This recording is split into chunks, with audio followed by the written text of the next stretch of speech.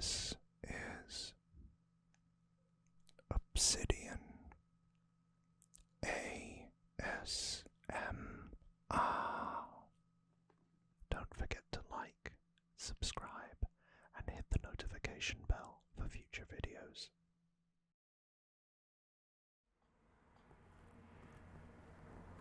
Hey.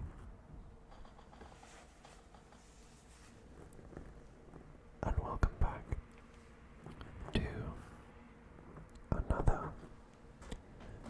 Batman ASMR video.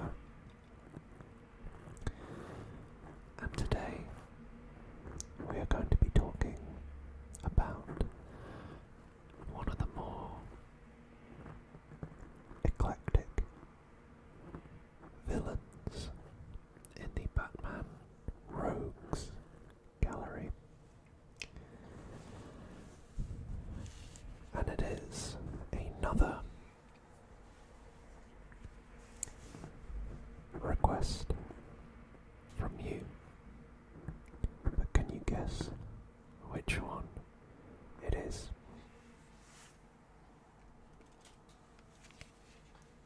Tick tock, tick tock, tick tock, tick tock, tick tock.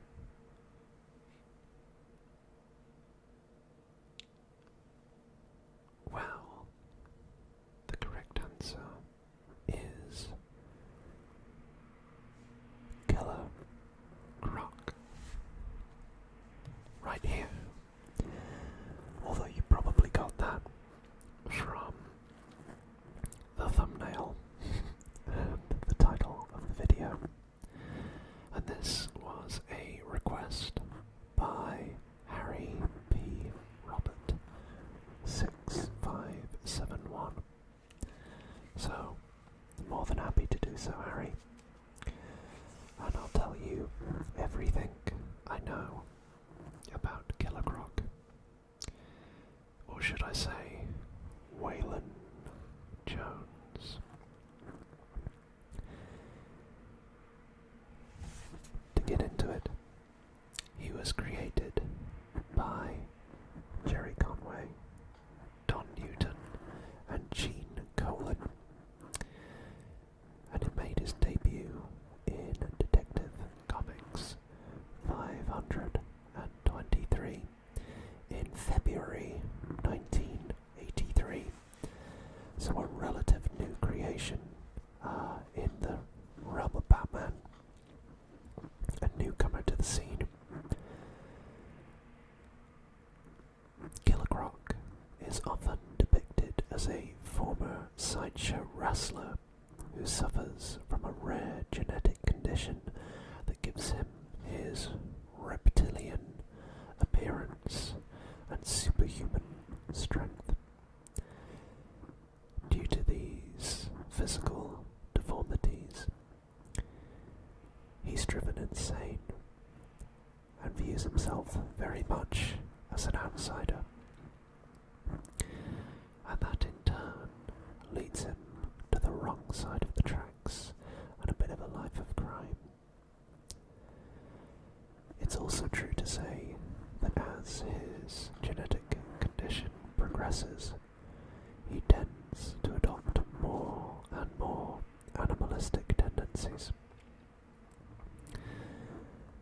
A lot of you watching this video will probably also know that Killer Croc was one of the key members of the Suicide Squad, and he debuted in the 5th volume of that comic book series revolving around the team.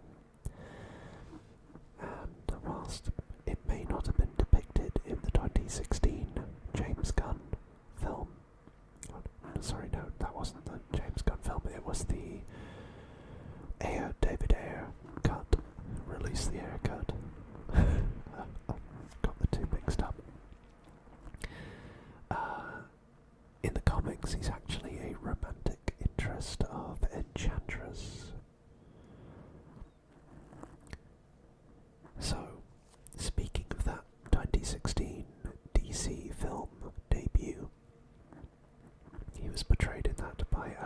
say, and my apologies if I get the pronunciation wrong here, Akinuo Agbaji.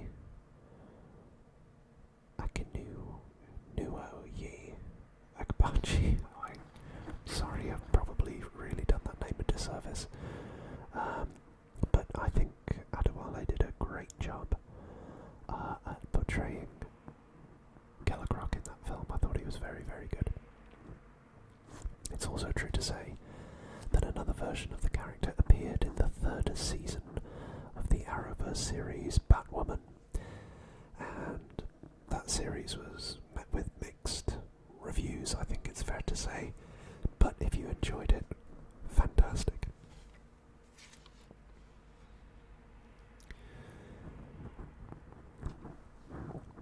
Should be noted that Waylon Jones was born with a rare form of artivism that imparted him with reptilian traits with his birth, causing the death of his mother. He was raised by his aunt, an abusive alcoholic who called him names like Lizard Boy and Reptilian Freak. Croc did eventually kill his aunt, which turned him to a life of crime in Gotham City. He committed several murders and ultimately ended up facing off against Batman and the very new Robin, Jason Todd, who defeated him. That was his backstory before Crisis on Infinite Earths, which obviously had a bit of an effect on things. Post-Crisis, he escaped from custody and sought revenge on Harvey Bullock and two other criminals who got him in jail. But Batman tracked him down, and then Croc went into a homicidal rage. The new water tunnels that were built under Gotham would aid in flooding Killer Croc's home. Croc then seemingly sacrificed himself to hold the water back when they were open.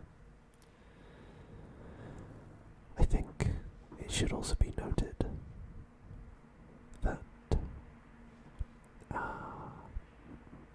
some of his abilities obviously are superhuman strength, stamina, durability, speed and senses.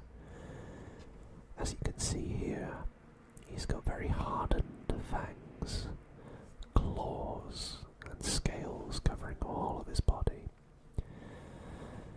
Because he has those reptilian tendencies and for his namesake as a crocodile. He does have underwater aptitude, I guess. He's very, very quick underwater. And like lizards, he also possesses regenerative capabilities. So, a lot of you will probably know that Killer Croc was present in, I think, all three. I'm tempted to say all three of the Arkham games.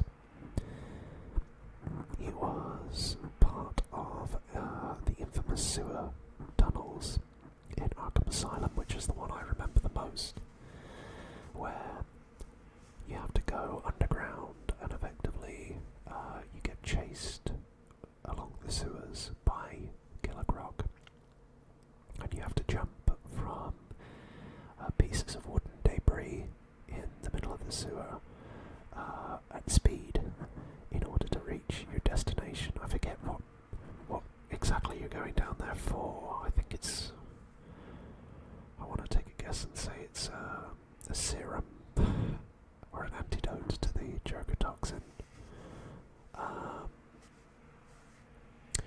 But I think then he disappears for a bit. I think he has maybe a cameo or a very he's referenced in Arkham City, but I know that he definitely does come back for Arkham Knight, but not in the main game, as DLC in the Season of Infamy pack, along with Reich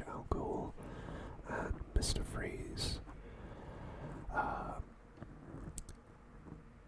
Yeah, he's much more progressed in his mutation in Arkham Knight, and I think he's trying to be, or people are trying to capture him for genetic tests, I believe. And it's your job as Batman, and if I remember correctly, Nightwing, to kind of capture him and help to turn back the tide with some of the mutations that were occurring. And you do that with, like, shocking him, I think.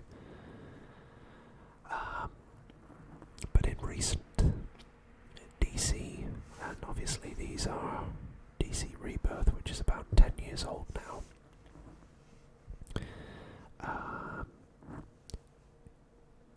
Croc is kind of involved fleetingly in the War of Joke and Riddles,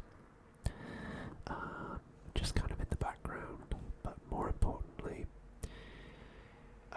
he is very much involved in the Joker War tie-in, where the Joker and his goons assaulted Monster Town. He decided to create a new one in the sewers of Gotham, hoping that he and the others would be left alone, wanting no involvement in Joker's war. Batman had attempted to warn Croc of the dangers of the chemicals in the water, but Croc doesn't believe him. He instead makes a deal with Batman to fight him, only to lose.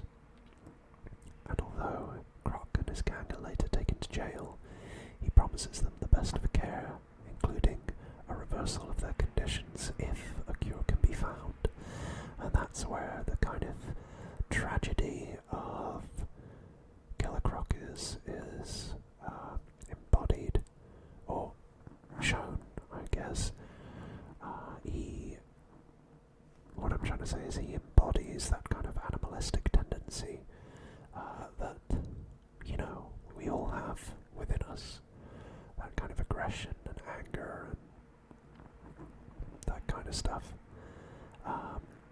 But in his case, he literally can't help himself. It's his biology that's working against him. And that is, yeah, for want of a better phrase, that is the tragedy of the character. That if he hadn't had that condition and he was born quote unquote normal, he would have had a very different life. And clearly that's what he's after. But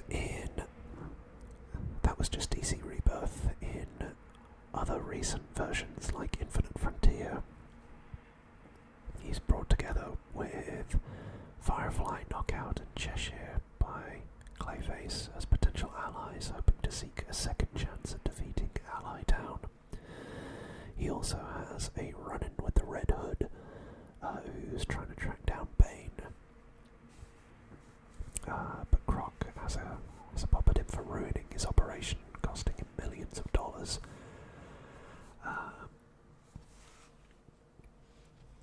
And then I haven't really been keeping up with like the Dawn of DC or All In, but that is pretty much all I know about the continuity of Killer Croc.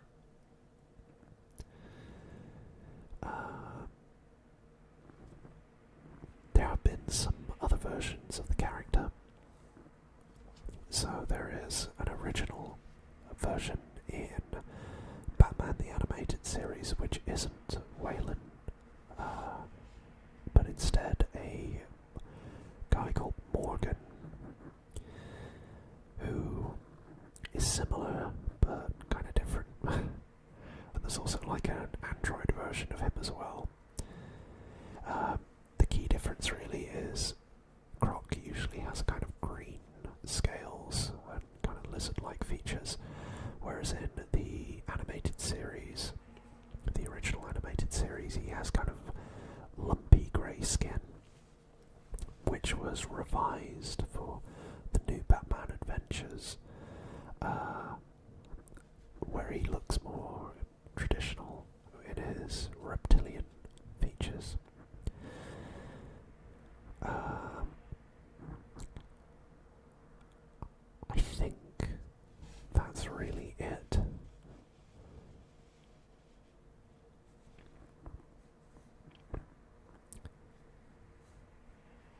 some things that we could say about the films, but yeah, I think that's about it.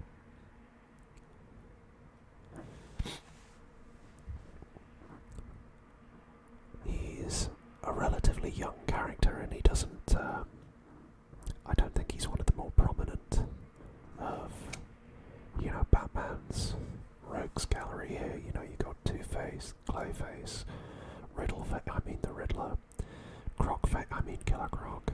I don't know what that is. That is Slade Wilson, Poison Ivy, and I don't know who that is. Obviously you've got Man-Bat as well, Firefly, the Penguin, Mr. Freeze.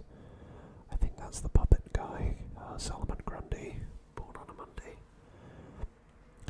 Deathstroke, that's who it is. Oh, that name evaded me for a second.